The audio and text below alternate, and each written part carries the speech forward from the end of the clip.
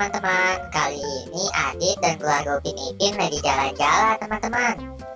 Mereka ingin membeli Pop-It. Kita sama-sama bantu mereka yuk.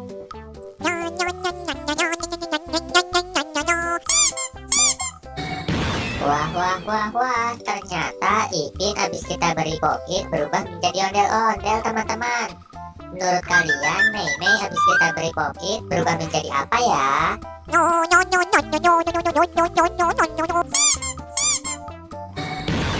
Wah, hebat teman-teman. Ternyata Mei habis kita beri Pop-It berubah menjadi boneka Mickey Mouse. Wow. Kira-kira si Adit habis kita beri Pop-It berubah menjadi apa ya?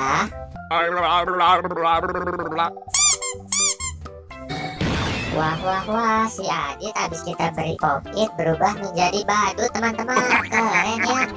Menurut kalian Karos habis kita beri Pop-It berubah menjadi apa ya?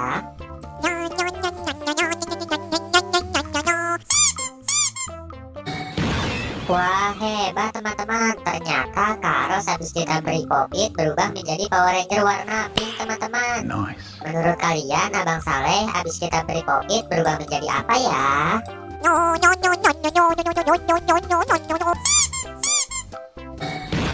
Wih, hebat teman-teman. Ternyata Bang Saleh habis kita beri Pop-It berubah menjadi boneka Squid Game teman-teman. Keren ya.